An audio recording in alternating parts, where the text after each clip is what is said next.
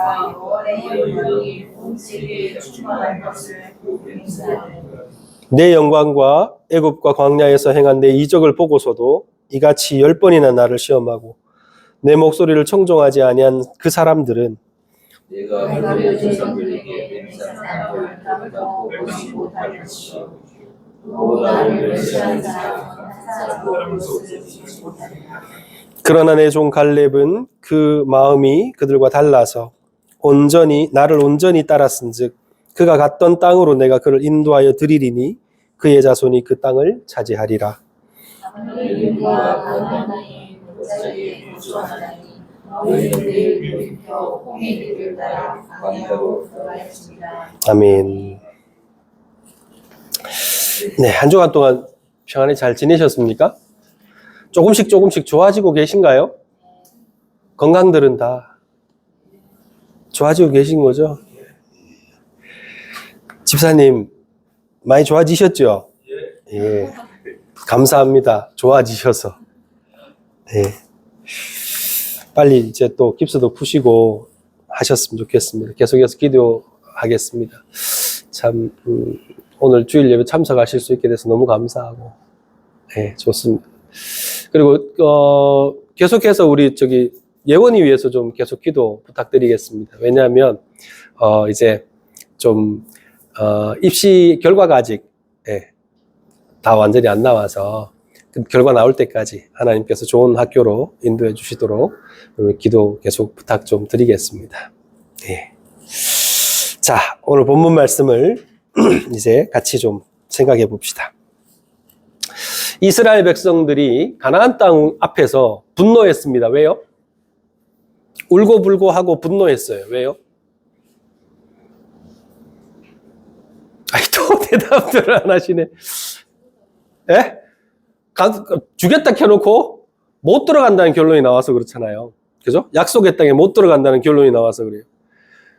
전부 다 정탐 갔던 10명의 정탐꾼들이 악평을 퍼뜨리면서 사람들이 그것을 믿고 절망에 빠져서 밤새도록 울고, 그리고는 나중에는 지도자들한테 화가 나서 분노하고 그런 일들이 벌어집니다. 하나님을 또 욕하고.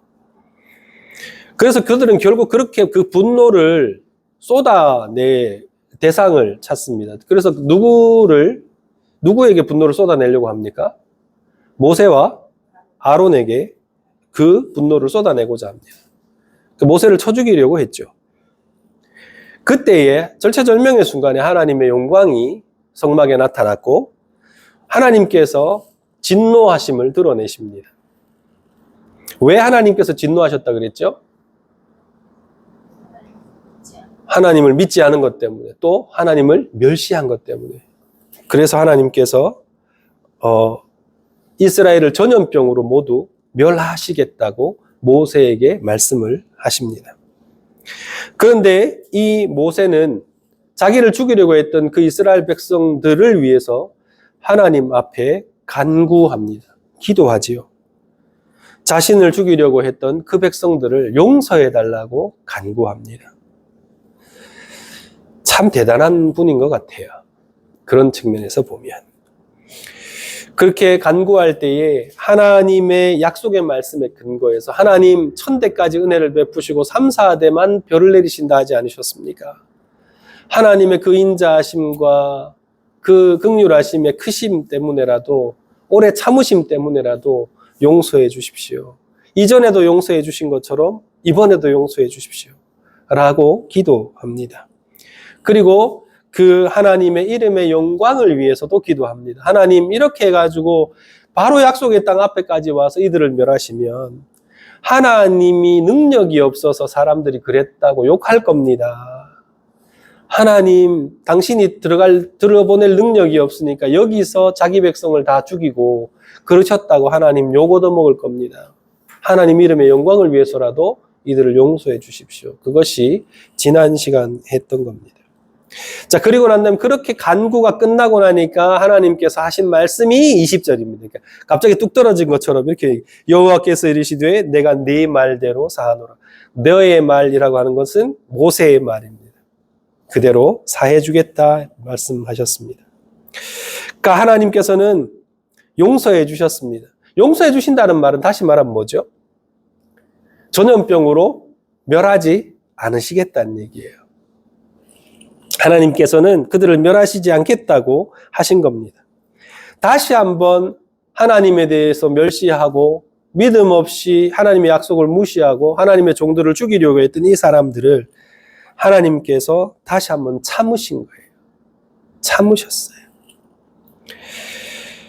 이런 하나님의 모습을 보면 하나님이 얼마나 오래 잘 참으시고 하나님의 인자하심은 얼마나 크신가라고 하는 것을 우리가 알 수 있게 됩니다. 여러분, 제가 가르친 한 학생이 있습니다. 유복한 가정에서 태어났어요. 아빠가 사업을 하면서 되게 유복한 가정에서 태어났는데 어린 시절 아버지의 사업이 망했습니다. 그리고는 위장 이혼을 했어요. 부모님이. 그리고는 엄마도 온갖 일을 다 하면서 그렇게 살았습니다. 근데 그 어머니가 그 아들만큼은 그래도 가난을 물려주고 싶지 않아서인지 그래도 과외라도 시켜서 열심히 공부를 좀 하게 하려고 노력을 많이 했습니다. 그래서 제가 영어를 가르치게 됐습니다. 근데 이 친구가요, 참 모르겠어요. 제가 봐서는 공부 잘해서 그 가난을 벗어나는 것이 거의 유일한 길인 것 같거든요. 그리고 또 어머니가 바라는 것도 그건 것 같아요. 그런데 이 친구는요, 친구들하고 어울려 다니면서 노는 거에 목숨을 걸어요. 매일 PC방 가서 새벽 2시까지 놀다 들어오고, 또 엄마는 바빠갖고 집에 잘 못 들어오면 할머니랑 둘이 살거든요. 그럼 잘 들어가지도 않아요. 그리고 집에 들어가서도 밤새도록 애들이랑 핸드폰 가지고 게임하고 그렇게 놉니다. 그래서 제가 중학교 2학년 때인가 때려치웠어요, 얘를. 나 도저히 못하겠다고. 보고 있으니까 지가 답답해야 되는데 제가 너무 답답하니까 속에 불이 나서 견디지를 못하겠어요. 그래서 그만뒀어요. 지도 원했고 공부하기 싫다고. 근데 엄마가 어떻게든 해가지고 막 저 경산으로 뭐 갔다가 저쪽 또 대구로 다시 들어왔다가 이렇게 막 이사까지 해가면서 억지로 인문계에다 집어넣었어요. 그리고는 다시 저한테 수업을, 선생님 가르칠 때 그나마 공부를 제일 많이 한 것 같아요. 선생님 좀 다시 좀 맡아주세요. 엄마가 전화가 왔어요. 고민 많이 했습니다. 이거 다시 맡아도 될까? 다시 맡으면 내 머리 다 빠지기 싶은데. 정말 고민 많이 했습니다. 하나님께서 긍휼히 여기는 마음을 주셔서 다시 수업을 하게 됐습니다. 근데 그래도 여전히 지지리도 공부를 안 해요. 다시 시작을 했거든요. 내가 정말 고민 많이 하고, 솔직히 얘기했어요. 내가 정말 고민 많이 하고 다시 너를 맡으려고 했다. 나는 내 인내를 지금 시험하고 있는 중이다. 그러니까 제발 좀 까불지 말고 공부 좀 하자. 제가 이렇게 막 호소도 해보고.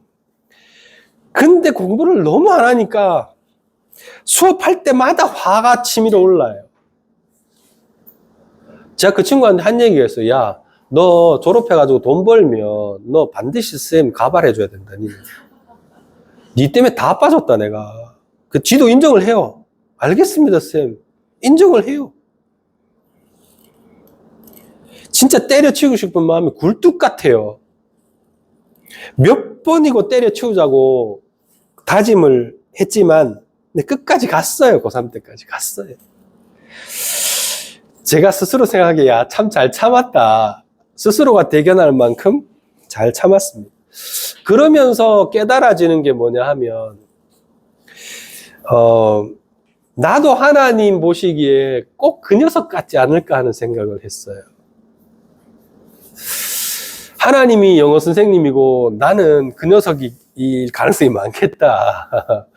하나님은 용서해주고 참고 속에서 진짜 열불날 텐데 그래도 참으시는데 나는 끝까지 개기지 않나 하는 생각을 하게 되거든요.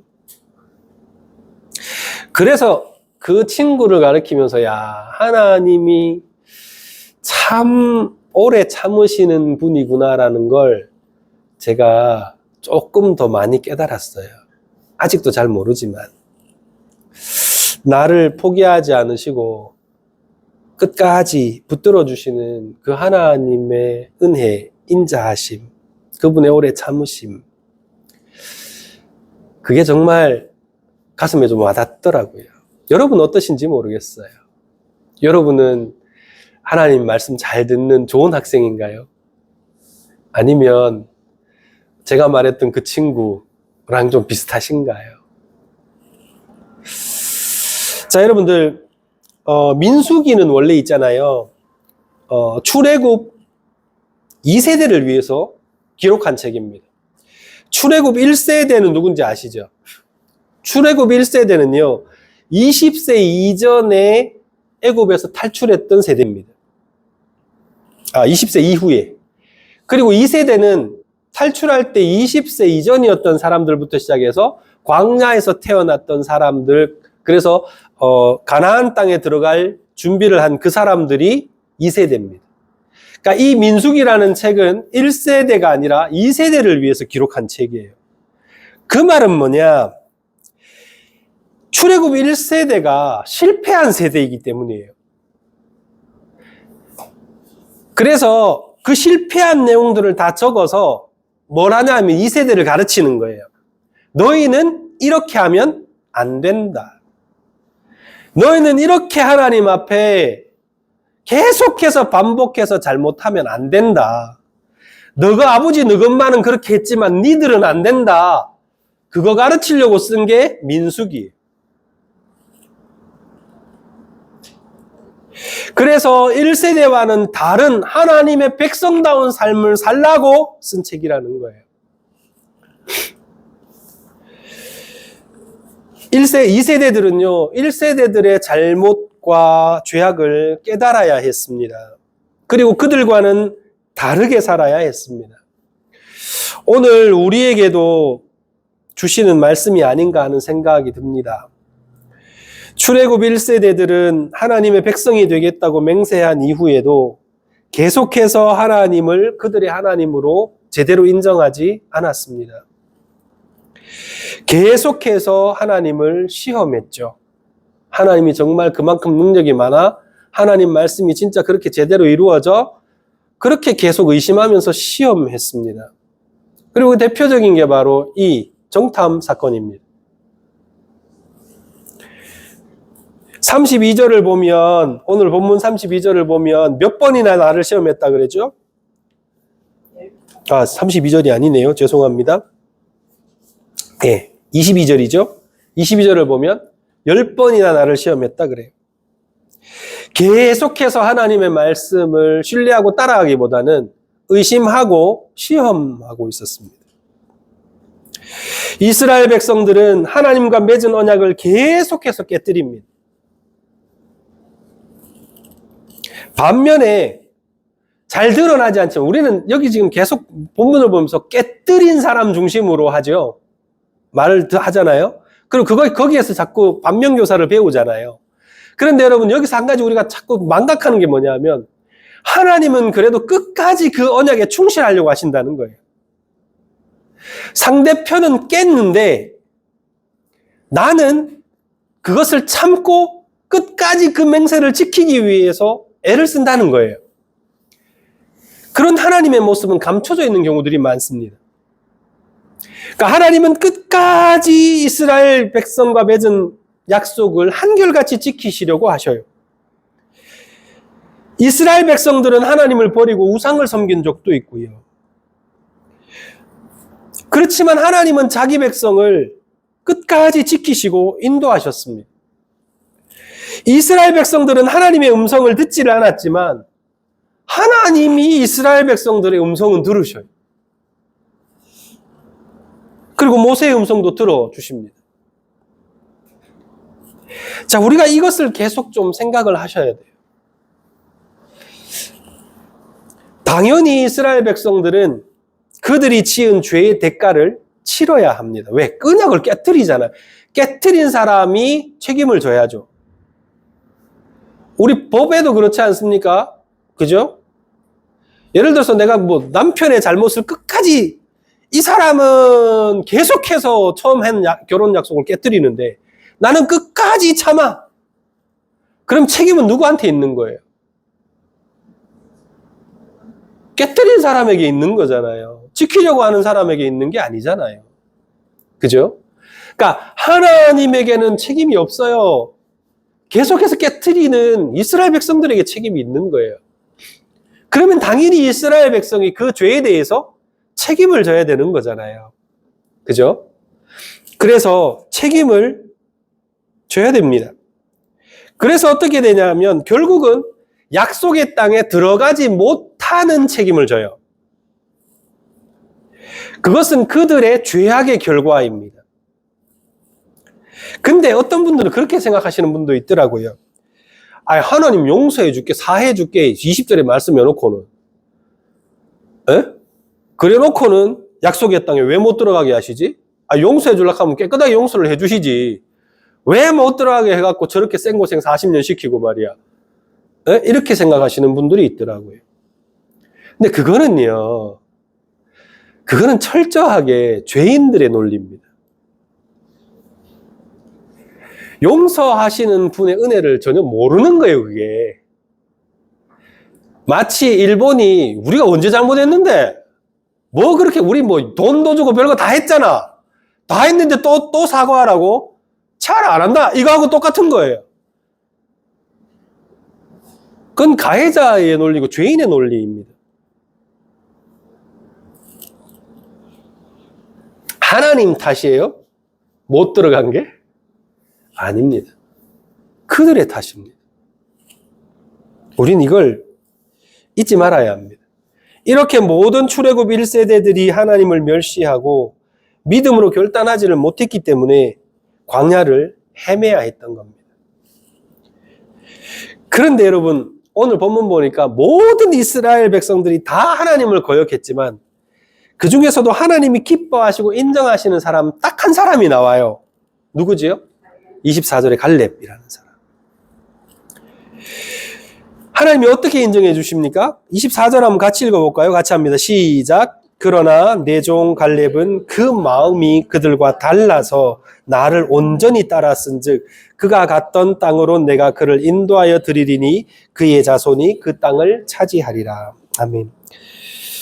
남들과 다른 마음을 품는 것은요, 어떤 때는 쉽지만 어떤 때는 되게 어렵습니다. 남들과 다른 마음을 품어서 하나님이 기뻐하셨거든요. 그런데 어떨 때 남들과 다른 마음 품는 게 힘들지요? 네? 힘들고 어려울 때도 맞고요. 또요. 그렇죠. 그렇죠.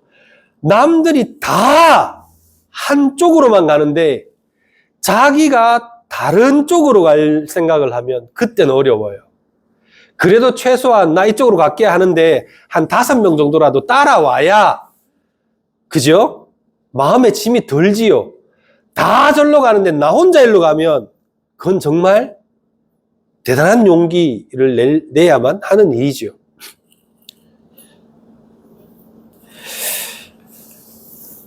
여러분, 모세와 아론 그리고 요수아를 제외하고 이스라엘의 모든 사람들이 다 갈렙과 다른 마음을 품고 있었습니다.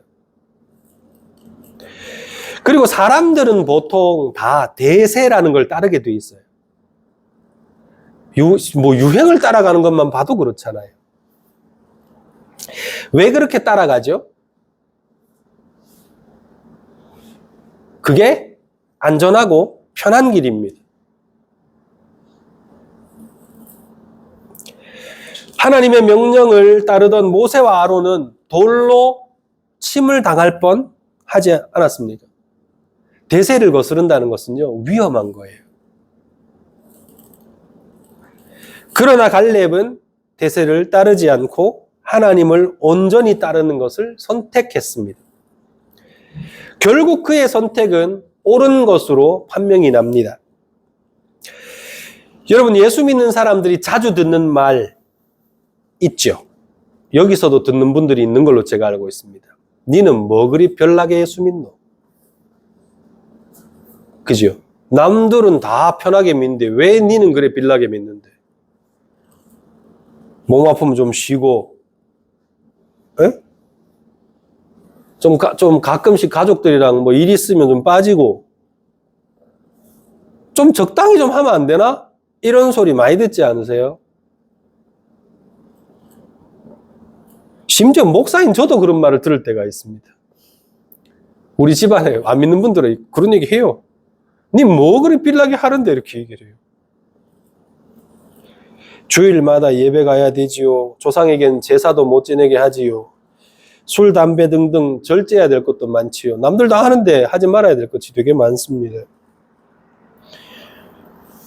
그런 거 보면 사람들은 야, 참 빌라다 이렇게 얘기합니다.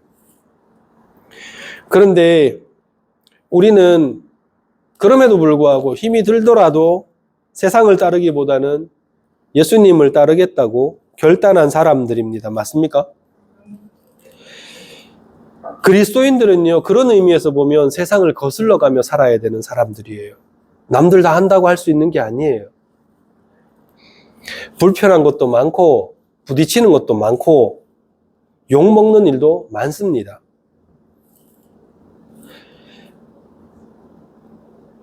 갈렙과 같은 상황일 수 있죠. 님 뭐가 그래 빌라가지고 니는 하나님 편에 선택하고 남들 다 싫다하는데 왜 니는 좋다고 하는데 라는 얘기를 할 수 있겠죠. 그러나 여러분 이럴 때마다 우리를 늘 찾아오는 게 유혹이잖아요. 내가 조금만 양보하면 편해질 수 있는데 내가 조금만 양보하면 그거 싫은 소리 안 들어도 되는데 그런 생각, 그런 마음이 들지요. 사실 그렇게 살면 편하기도 하고 좋기도 합니다. 그러나 여러분, 하나님을 따르겠다는 결단 포기하시면 안 돼요. 불편하고 욕먹고 다른 사람이랑 좀 부딪히더라도 하나님 백성은 하나님 백성답게 살아야 됩니다. 이것이 마음이 다르다라고 하나님이 평가해 주시는 사람들의 삶이죠. 갈렙은 하나님 편에 서서 말하고 행동했습니다. 그 결과 약속의 땅에 들어가서 그 땅을 차지했고 하나님의 은혜를 누리는 복을 받았습니다. 갈렙은 마음이 달랐기 때문에 하나님이 기뻐하시는 사람이 되었습니다. 우리도 갈렙 같은 사람이 되어야 하지 않겠습니까? 25절의 마지막 부분을 보시면 이스라엘 백성들을 하나님께서 어디로 가라고 하십니까? 광야로 가라고 하십니다. 우리는 흔히 생각합니다. 다시 광야로 돌려보내서 40년 동안을 광야를 헤매게 하시는 이것은 용서가 아니라 벌이 아닌가 생각합니다. 근데 오해하지 않으셨으면 좋겠습니다. 광야 보내실 때 이스라엘 백성만 보내십니까?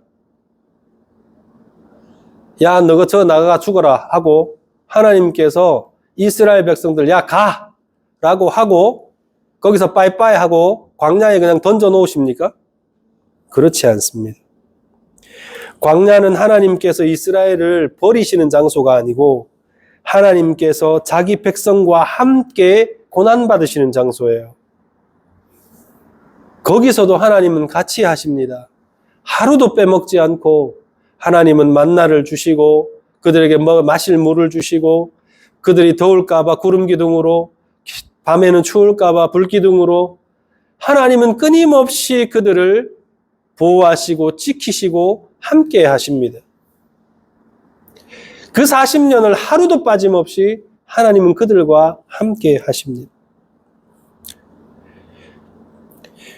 다시 이스라엘 백성들을 준비되지 못한 이스라엘 백성들을 하나님의 백성답게 훈련시키시는 광야 학교라고 볼 수 있는 거예요. 결코 하나님은 그들을 버리시는 게 아닙니다. 오히려 더욱 그들과 함께 하십니다. 단 하루도 하나님이 버리시면 그들은 그 광야에 살아남을 수가 없어요. 그 40년 동안 그들은 뭘 배웁니까? 하나님이 함께 하셔야만 살 수 있다는 걸 배워요. 오히려 더욱 그들과 함께 하시려고 광야로 내모신 겁니다. 이스라엘은 실패했지만 하나님은 그 실패 때문에 그들을 버리신 것이 아니라 여전히 그들과 함께 하시고 그들을 인도하시고 그들을 가르치셨던 거예요. 그래서 하나님의 인자하심은 끝이 없다라고 말할 수 있는 겁니다. 자, 이제 마무리하겠습니다. 우리도 그렇지만 이스라엘 백성들은 하나님의 은혜를 매일 경험하면서도 하나님을 멸시하고 하나님의 말씀을 거역하며 살았습니다. 그 결과 그들은 하나님께서 약속하신 그 좋은 땅에 들어가지 못하는 벌 아닌 벌을 받게 됩니다. 그러나 이스라엘이 항상 하나님을 거역하고 멸시했음에도 불구하고 하나님은 이스라엘 백성들을 용서해 주셨고 그들을 하나님의 백성으로 인정하시고 그들에 대한 인자를 거두어 드리지 않으셨습니다. 이후로도 영원토록 그들과 함께 동행하셨고 그들을 지키시고 인도해 주셨습니다. 우리도 이스라엘 백성들처럼 늘 하나님 백성답게 말씀대로 살아가지 못하지만 하나님은 언제나 우리의 죄악을 용서해 주시고 우리와 함께 하시고 보호하시고 그 인자하심을 거두지 않으십니다. 얼마나 감사한 일입니까? 여러분 매일매일이 이런 감사로 좀 채워졌으면 좋겠습니다. 한 해 동안 여러분 이제 되돌아볼 날이 됐지요. 한 해 동안 되돌아보면서 여러분 어떤 생각하십니까? 계획했던 것 다 이루셨어요? 하나님 말씀 따라 잘 사셨어요?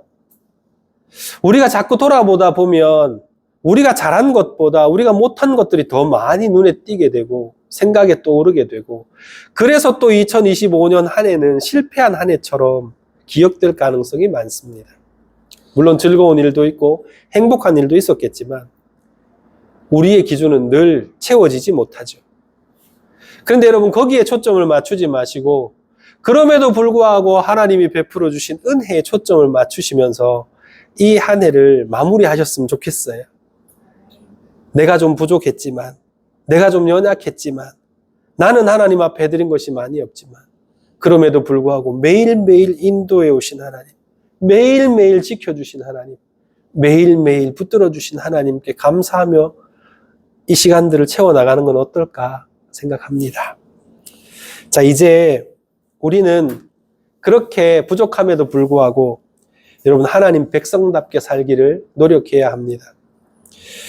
갈렙처럼 하나님을 거역하는 사람들과는 다른 마음을 품으셔야 돼요. 같은 마음을 품고 살면 안 됩니다. 다른 마음을 품고 좀 불편하고 좀 힘들고 좀 가끔씩은 욕도 먹지만 그럼에도 불구하고 우리를 구원하신 하나님을 끝까지 신뢰하셔야 합니다. 그리고 하나님의 이름을 위하여 선하고 아름답게 살아가는 것을 멈추지 마셔야 합니다. 그렇게 믿음으로 살아갈 때에 오늘 갈렙을 기뻐하셨던 그 하나님께서 우리를 부족하지만 기뻐하실 것입니다. 그리고 우리의 삶에 모든 좋은 것으로 채워주실 것입니다. 그 하나님을 찬송하면서 살아가시는 여러분 다 되시기를 주님의 이름으로 축복합니다.